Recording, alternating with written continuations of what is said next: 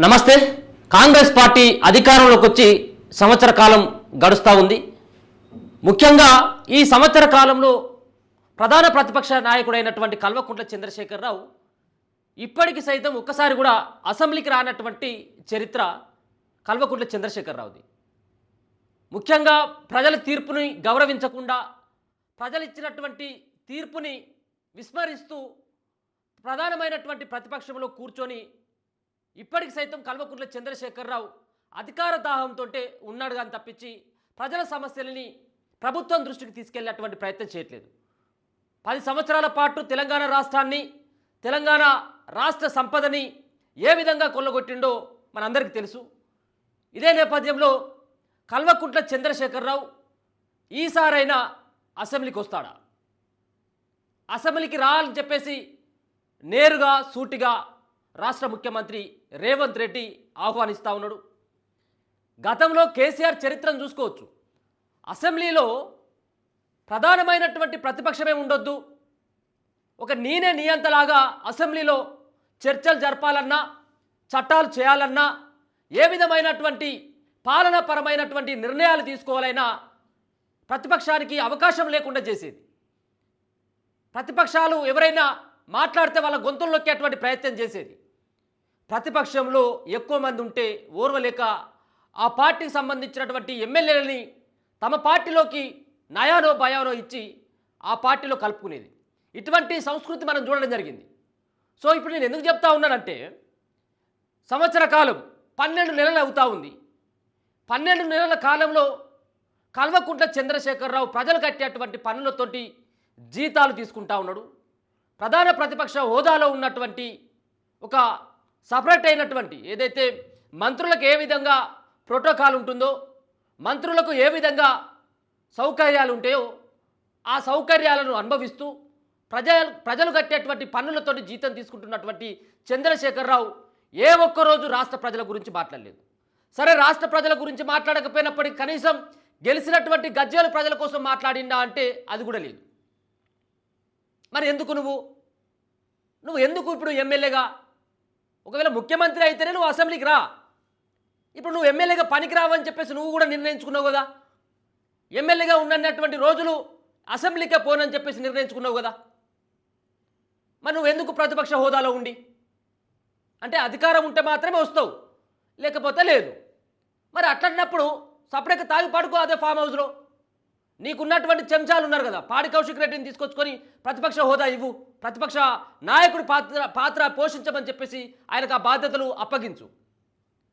కానీ ప్రభుత్వం ఇచ్చేటువంటి జీతాలని, అసెంబ్లీలో ప్రత్యేకమైనటువంటి ఛాంబర్, ప్రత్యేకమైనటువంటి గన్మెన్, పోలీసు వ్యవస్థ ఈ అంతా పెట్టుకొని కనీసం ప్రజా సమస్యలపైన ఒక్కరోజు కూడా మాట్లాడినటువంటి నీకు ఈ ఎమ్మెల్యే పదవి అవసరమా అని చెప్పేసి అడుగుతా ఉన్నాను. సో ఇప్పుడు రేవంత్ రెడ్డి మాట్లాడుతున్నటువంటి మాటలు, గతంలో నీ చరిత్ర తెలుసు. గతంలో అసెంబ్లీలో ప్రతిపక్ష నాయకులను ఏ విధంగా నువ్వు ట్రీట్ చేసేదో అందరికీ తెలుసు. నీకు ఇప్పుడున్నటువంటి రేవంత్ రెడ్డికి చాలా తేడా ఉంది. దేంట్లో ఒక పక్కన ముఖ్యమంత్రి హోదాలో ఉన్నప్పుడు రేవంత్ రెడ్డి మాట్లాడినటువంటి మాటలు కొన్ని వివాదాస్పదమైనవి. ఏది, నేను పేగులు మెడలకేసుకుంటా, లేకపోతే ఉంటే ఇంకా మెడలు ఇరుస్తా, ఇటువంటి మాటలు. నీకంటే ఎక్కువ మాటలు ఏం మాట్లాడలేదు అనుకో, కానీ ఇటువంటి మాటలు ఒక బాధ్యతాయుతమైనటువంటి ముఖ్యమంత్రి పదవిలో ఉన్నటువంటి వ్యక్తి మాట్లాడడం చాలా బాధాకరమే. కానీ ఒక వారం 10 రోజుల కాడి నుంచి చూసుకుంటా ఉన్నాం, రేవంత్ రెడ్డి యొక్క మాట తీరులో చాలా మార్పు వచ్చింది. ముఖ్యంగా కల్వకుంట్ల చంద్రశేఖరరావుని ఇరికిచ్చేటువంటి ప్రయత్నం చేస్తున్నట్టుగా స్పష్టంగా అర్థమవుతుంది. ఎందుకంటే ఆయన అసెంబ్లీకి రా అని చెప్పేసి ఆహ్వానిస్తూ ఉన్నాడు.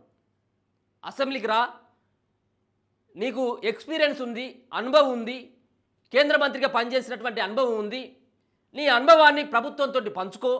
ప్రభుత్వం అంటే కేవలం 65-70 మంది ఎమ్మెల్యేలతో గెలిచినటువంటి ఒక పార్టీ మాత్రమే కాదు, ప్రతిపక్షంలో ఉన్నటువంటి మొత్తం అందరి ఎమ్మెల్యేలు కలిపితే 119 మంది ఎమ్మెల్యేల వాళ్ళ సలహాలు సూచనలతోటి రాష్ట్రాన్ని ఏ విధంగా బాగు చేయాలన్నటువంటి ఒక ఆలోచనతోటి ప్రభుత్వంలో ఉండమని చెప్పేసి మాకు బాధ్యతలు అప్పగిస్తే, ప్రతిపక్షంలో ఉండి సూచనలు సలహాలు ఇవ్వాలని చెప్పేసి మీకు ప్రజలు ఆ విధమైనటువంటి బాధ్యతలు అప్పగించడం జరిగింది.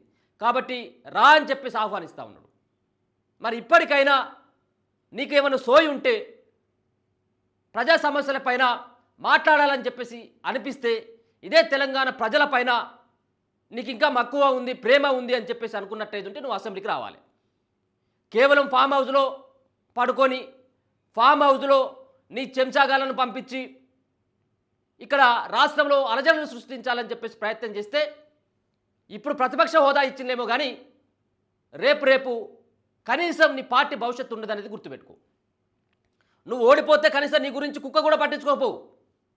నువ్వు ప్రతిపక్ష హోదాలో ఉన్నావు కాబట్టి అడుగుతూ ఉన్నారు.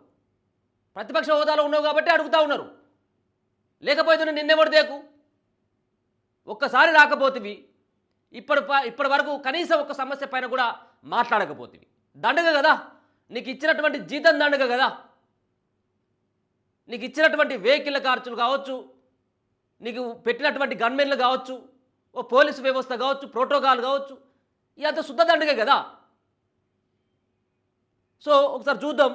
రేవంత్ రెడ్డి గారు సామరస్యంగా మాట్లాడుతూ ఉన్నాడు, రమ్మని చెప్పేసి ఆహ్వానిస్తూ ఉన్నాడు.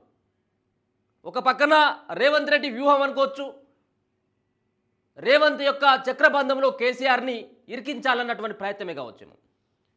కానీ మొత్తానికైతే అసెంబ్లీకి రా అని చెప్పేసి అంటున్నాడు. కానీ మనకు తెలిసేటువంటి అంశం ఏంటిదంటే ముఖ్యమంత్రిగా ఉన్నటువంటి రోజులు, రేవంత్ రెడ్డి ఉన్నటువంటి రోజులు కల్వకుంట్ల చంద్రశేఖరరావు అసెంబ్లీలో ఒక ప్రతిపక్ష హోదాలో రేవంత్ రెడ్డికి ఆయన ముఖం చూపెట్టకపోవచ్చేమో కేసీఆర్ అనేది అనిపిస్తూ ఉంది. ఎందుకంటే 12 నెలల పాటు కనిపించినటువంటి కేసీఆర్ ఇప్పుడు సైతం అసెంబ్లీకి వస్తాడా అంటే అది రానట్టుగానే స్పష్టంగా అర్థమవుతా ఉంది. ఎందుకంటే చేసినటువంటి దోపిడీ మామూలు కాదు. రాష్ట్రాన్ని 30,000 కోట్ల మిగులు బడ్జెట్తో ఏర్పడ్డటువంటి రాష్ట్రాన్ని 7.5 లక్షల కోట్ల అప్పులకు తీసుకెళ్లినటువంటి ఒక చరిత్ర కల్వకుంట్ల కుటుంబానికి మాజీ ముఖ్యమంత్రి కల్వకుంట్ల చంద్రశేఖరరావు అనేది ఖచ్చితంగా చెప్పాల్సినటువంటి అవసరం. ఒకసారి చూద్దాం ఆయన ఏమంటా ఉన్నాడు. రేవంత్ రెడ్డి ఇప్పుడు అసెంబ్లీ సమావేశాలు స్టార్ట్ కాబోతూ ఉన్నాయి ఇంకా 2-3 రోజులలో, కాబట్టి రమ్మని చెప్పేసి ఆహ్వానిస్తూ ఉన్నాడు. చూద్దాం మరి ఈ అసెంబ్లీ సమావేశాలకైనా మాజీ ముఖ్యమంత్రి అటెండ్ అవుతాడా లేదా అనేది. కేవలం మా ప్రభుత్వంలో అనుభవం ఉన్నటువంటి వాళ్ళు కేవలం తుమ్మల నాగేశ్వరరావు లాంటి కొంత సీనియర్లు మాత్రం ఒకరిద్దరు మాత్రమే ఉన్నారు. నీ సలహాలు సూచనలు తీసుకుంటామని చెప్పేసి ఆహ్వానిస్తూ ఉన్నాడు. నువ్వేమో సలహాలు సూచనలు ఇచ్చినటువంటి వ్యక్తులని మెడలు ఇస్తా, తొడలు కొడతా అని చెప్పేసి నువ్వు ఏదో సవాళ్ళు విసిరినావు, బెదిరించేటువంటి ప్రయత్నం చేసినావు. కానీ ఈయన ఆహ్వానిస్తూ ఉన్నాడు, రా వచ్చి నిజంగా కూడా ఇప్పుడున్నటువంటి ఈ ప్రభుత్వం యొక్క వైఫల్యాలు లేవని చెప్పేసి అనట్లేదు. ఈ ప్రభుత్వం ఏవో బాగా చేసింది, ప్రజల యొక్క జీవితాలను మార్చేసింది, పేదల యొక్క జీవితాలను సైతం కూడా మరి ఎంతో కొంత మార్పు తీసుకొచ్చింది వాళ్ళ జీవితాల్లో అని చెప్పేసి చెప్పేదానికి ఏమి లేదు. ఇప్పుడున్నటువంటి ప్రభుత్వం దగ్గర కూడా లోపాలు ఉన్నాయి. ఈ లోపాలను ఎత్తి చూపెట్టాల్సినటువంటి బాధ్యత ప్రతిపక్షంలో ఉన్నటువంటి కేసీఆర్ కానీ ప్రతిపక్షంలో ఉన్నటువంటి బీఆర్ఎస్ పార్టీ నాయకులు కానీ ఉంది. కానీ నువ్వెందుకు రావు? 8 మంది గెలిచినటువంటి బీజేపీ పార్టీకి సంబంధించినటువంటి ఎమ్మెల్యేలు వచ్చి అసెంబ్లీలో కూకుంటారు. 39 మందిని గెలిపించినటువంటి ప్రజలు మీకు ప్రతిపక్ష హోదా ఇస్తే, ప్రతిపక్ష నాయకుడి బాధ్యత మీకు అప్పగిస్తే ఇప్పటికి జీర్ణించుకోలేకుండా అసెంబ్లీకి రాకుండా ఇలా మరి ఫామ్ హౌస్లో ఏం చేస్తా ఉన్నావో జనాలకు చెప్పాల్సినటువంటి బాధ్యత నీకున్నది. ఒకవేళ నీకు చాతన అయితే లేదు, నా వల్ల కాదు, నేను ముసలన్న అయిపోయినా, నాకు మాట్లాడడం చేత కాదు, పరిపాలన చేత కాదు, ప్రశ్నించడం అంతకంటే చేత కాదని చెప్పేసి ఒప్పుకో. నీ ఎమ్మెల్యే పదవికి రాజీనామా చేయి. మరోసారి కల్వకుంట్ల చంద్రశేఖరరావు పేరు ఎవరు కూడా ఎత్తరు. కానీ ప్రతిపక్ష నాయకుడి హోదాలో ఉండి నువ్వు రాకపోవడం సిగ్గుచేటైనటువంటి అంశం. ఎవరైనా ఉన్నారా ఇప్పటి వరకు ఈ ప్రతిపక్ష హోదాలో ఉండి, ప్రతిపక్ష నాయకుడి హోదాలో ఉండి ప్రభుత్వం ఇచ్చేటువంటి అన్ని సదుపాయాలను వినియోగించుకుంటూ ఏ ఒక్క నాయకుడైనా ఇప్పటి వరకు అసెంబ్లీకి రాకుండా ప్రజా సమస్యలపైన కానీ ఆ నియోజకవర్గం సంబంధించినటువంటి ప్రజలను కానీ కలవకుండా ఉన్నటువంటి రోజులు ఎప్పుడైనా ఉన్నాయా? దీన్ని ఒక్కసారి గుర్తు చేసుకో.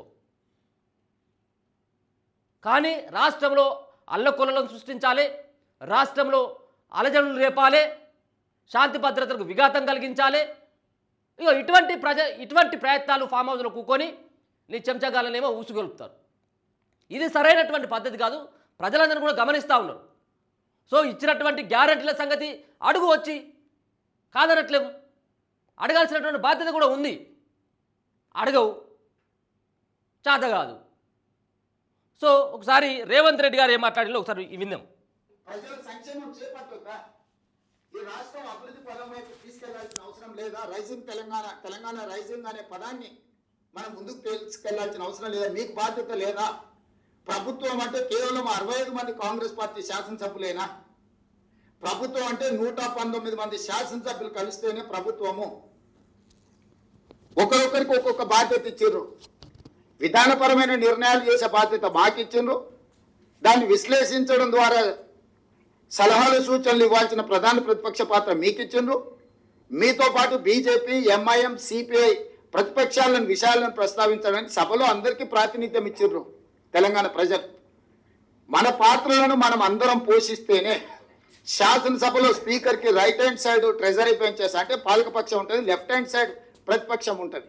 These two are equal, these two are two eyes for.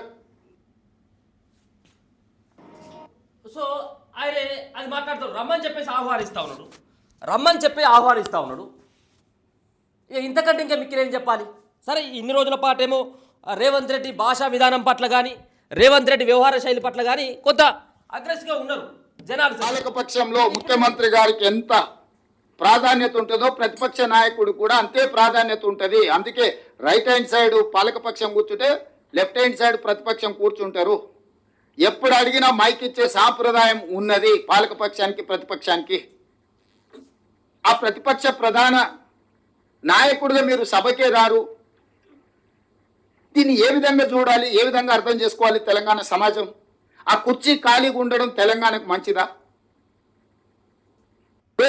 మీ అనుభవాన్ని, మీ చతురతను ఉపయోగించి పాలకపక్షాన్ని ఇరుకున పెట్టండి. చంద్రశేఖరరావు గారు మీరు వచ్చి ఇరుకున పెట్టడమే కాదు, సూచన చేయండి. మేమంతా యంగ్స్టర్స్. మీ రోజు ఉన్న మంత్రివర్గంలో తుమ్మల గారు, జూపల్లి గారు సీనియర్స్ ఉండొచ్చు, కానీ బట్టి గారైనా, నేనైనా, శ్రీనివాస్ రెడ్డి అయినా, పొన్నం గారైనా మిత్రుడు.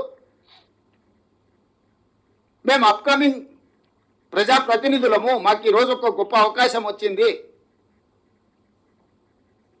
మీకంటే సీనియర్లు ఒకరిద్దరే మంత్రివర్గంలో ఉన్నారు, తుమ్మల నాగేశ్వరరావు గారు లాంటి వాళ్ళు. మీరు నిజంగానే మీ కేంద్ర మంత్రిగా, రాష్ట్ర మంత్రిగా, కేంద్ర మంత్రిగా, ముఖ్యమంత్రిగా, ఉద్యమకారుడుగా మీకు ఎంతో అనుభవం ఉందని మీరు చెప్తున్నారు కదా. అనుభవాన్ని ప్రజల కోసం ఉపయోగించండి. ప్రతిపక్ష బాధ్యత మీరు నెరవేర్చండి. పాలక పక్షానికి సూచన చేయండి. పాలక పక్షాన్ని ప్రశ్నించండి. ఇది నిర్దిష్టంగా ఇది అంశము, ఈ అంశంలో మీరు చేసిన నిర్ణయం ఇది, ఈ నిర్ణయం సహేతుకంగా లేదు, దీన్ని సవరించడం ద్వారా పేదలకు మేలు జరుగుతుంది అని మీరు నిర్దిష్టమైన సూచన మీరు చేయండి చంద్రశేఖరరావు గారు. మాకేమి బేసజాలు లేవు. వయసులో అనుభవంలో మీరు పెద్దోళ్ళు అనుకుంటున్నారు. ఆ పెద్దరికాన్ని మీరు నిలబెట్టుకోండి అని మేము అంటున్నాము. ఇక ఒకసారి అర్థం చేసుకోవచ్చు, అంటే సైలెంట్గా ఒక చురకలు అనుకోవచ్చు. ఒక ప్రతిపక్ష హోదాలో ఉన్నటువంటి మీరు అధికారపక్షమైనటువంటి మమ్మల్ని ఇరుకున పెట్టేటువంటి ప్రయత్నం చేయరి. ఒకవేళ ప్రభుత్వం ఏమైనా తప్పులు చేసినట్టు ఉంటే దానికి సలహాలు సూచనలు ఇవ్వండి, నిలదీళ్ళు అని చెప్పేసి ఒక ముఖ్యమంత్రి ఒక ప్రతిపక్ష నాయకుని అడుగుతా ఉన్నారు. ఇక ఇంతకంటే ఇక ఘోరమైనటువంటి వ్యవహారం ఉంటుందా? నీకు కేసీఆర్, రేవంత్ రెడ్డికి తేడా ఉంది. ఇది ఎప్పుడైనా కానీ ఒక ప్రతిపక్షాన్ని ఆహ్వానించినవా? అసెంబ్లీలో ప్రతిపక్షమే లేకుండా చేయాలని చెప్పేసి ఒక నీచమైనటువంటి సంస్కృతికి తెరలేపినటువంటి వ్యక్తి కల్వకుంట్ల చంద్రశేఖరరావు అడుగుతా ఉన్నాడు రమ్మని చెప్పి. ఒక రాష్ట్ర ముఖ్యమంత్రి అడుగుతా ఉన్నాడు. అసలు అవసరమే లేదు ఆయనకు. కానీ అనుభవం లేనటువంటి వ్యక్తులు ఉన్నాం, రాష్ట్రాన్ని ఏ విధంగా బాగు చేయాలన్నటువంటి దానిపైన సలహాలు సూచనలు ఇస్తే మేము స్వీకరిస్తాం. కేంద్ర మంత్రిగా పనిచేసినావు, రాష్ట్ర ముఖ్యమంత్రిగా 2 సార్లు పనిచేసినావు, ఉద్యమకారునిగా ఉన్నావు. ఈ అన్నీ కూడా మీ సూచనలు రాష్ట్రానికి ఉపయోగపడతాయి, ప్రజల జీవితాలు ఏమైనా మార్పు కోసం ఉపయోగపడతాయి కావచ్చు, రమ్మని చెప్పేసి అంటా ఉన్నాడు. ఇక ఇప్పటికైనా కల్వకుంట్ల చంద్రశేఖరరావు నీకు ఏమైనా ఉంటే అసెంబ్లీకి రా. ఇక లేదు నేను అన్ని వదిలేసినా, నేను ఇక నాకు ఇక సంబంధమే లేదు, నాకు ప్రతిపక్ష హోదా వద్దు, నాకు ఎమ్మెల్యే పదవి వద్దు అనుకుంటే రాజీనామా పత్రం తీసుకొచ్చి స్పీకర్ కాడ పెట్టిపో. ఇక ఇంతకంటే ఇంకేమీ లేదు. ఇప్పుడు సైలెంట్గా కల్వకుంట్ల చంద్రశేఖరరావుని రేవంత్ రెడ్డి సైలెంట్గా ఇరికిచ్చినట్టే. ఇక ఇప్పుడు కక్కలేక మింగలేక కల్వకుంట్ల చంద్రశేఖరరావు ఏం చేస్తాడో చూడాలి. ఇక ఇంతకంటే మంచిగా ఎవరు కూడా అడిగేటువంటి వాళ్ళు లేరు రమ్మని. సూచనలు ఇవ్వమని చెప్పేసి మీ సలహాలు కోరేటువంటి వ్యక్తి ఒక రాష్ట్ర ముఖ్యమంత్రి కూడా అడుగుతా ఉన్నప్పుడు కూడా మీరు రాకపోతే మీ చేతగానితనమే అనుకోవచ్చు. సో చూద్దాం, రేవంత్ రెడ్డి నేరుగా ముఖ్యమంత్రి గారు ఆహ్వానించిన తర్వాత చంద్రశేఖరరావు వస్తాడా రాడా? ఒకసారి మీరు కూడా ఒకసారి కామెంట్ పెట్టండి. నాకు తెలిసైతే చంద్రశేఖరరావు, కల్వకుంట్ల చంద్రశేఖరరావు కేసీఆర్ రాకపోవచ్చు. కేవలం కొడుకును అల్లుడిని బిడ్డను ముంగడ పెట్టి ఈ 4 సంవత్సరాల పాటు జరిపేటువంటి వ్యవహారం. మళ్ళీ ఎలక్షన్స్ ఎప్పుడు వస్తాయో అప్పుడు మళ్ళీ జనాల దగ్గరికి వచ్చి మళ్ళీ ముసలి కన్నీరు కార్చి మళ్ళీ ఏదో సానుభూతిపరమైనటువంటి ఓట్లను సంపాదించుకోవడం కోసం చంద్రశేఖరరావు ప్రయత్నిస్తాడు. ఎందుకంటే సెంటిమెంట్ని ఏ విధంగా వాడుకోవాలనేది వాళ్ళకు వెన్నతో పెట్టినటువంటి విద్య కల్వకుంట్ల కుటుంబానికి, ముఖ్యంగా కేసీఆర్కి. చూద్దాం ఈసారి కూడా అసెంబ్లీకి వస్తాడా రాడా? రాకపోయినట్టయితే ఖచ్చితంగా గజ్వేల్ ప్రజలు తిరగబడాల్సినటువంటి అవసరం ఉన్నది. ఇంకా నయం, ఇంకా కామారెడ్డి ప్రజలు కొంత అదృష్టవంతులే అనుకోవాలి. ఈ మునగాడు రెండు చోట్ల పోటీ చేసిండు, నీకు ఒక్క చోటే దిక్కు లేదు. ఈ గజ్వేల్ ప్రజలకు నువ్వు ఒరగబెట్టింది ఏమి లేదు.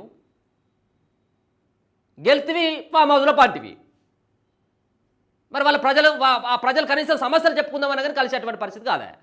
ఎన్నడైనా కలిసిన గజ్వేల్ ప్రజలు అధికారంలో ఉన్నప్పుడు 9.5-10 ఏళ్ల పాటు అదే పని చేతివి. ఇప్పుడు ప్రతిపక్ష హోదాలో ఉండి గజ్వేల్ ఎమ్మెల్యేగా ఉన్నప్పుడు ప్రజలను కలిసేటువంటి పరిస్థితి లేదా? కనీసం వాళ్ళ సమస్యలు పట్టించుకున్నటువంటి నాదులే కరువైపోయాయి. అట్లాంటప్పుడు రాజీనామా చేయి, చాత కాదని చెప్పేసి ఊకో. కానీ ఇటువంటి ఏది 2 పడవల మీద కాళ్ళు పెట్టి ప్రయాణం అనేది అది చాలా డేంజర్. నీకు చేత కాకపోతే ఇంట్లోనే ఉండు. ఇప్పుడు చూద్దాం, అసెంబ్లీ సమావేశాలు స్టార్ట్ అయిన తర్వాత చంద్రశేఖరరావు వస్తాడా లేదా అనేది కూడా మనం చూడాల్సినటువంటి అవసరం.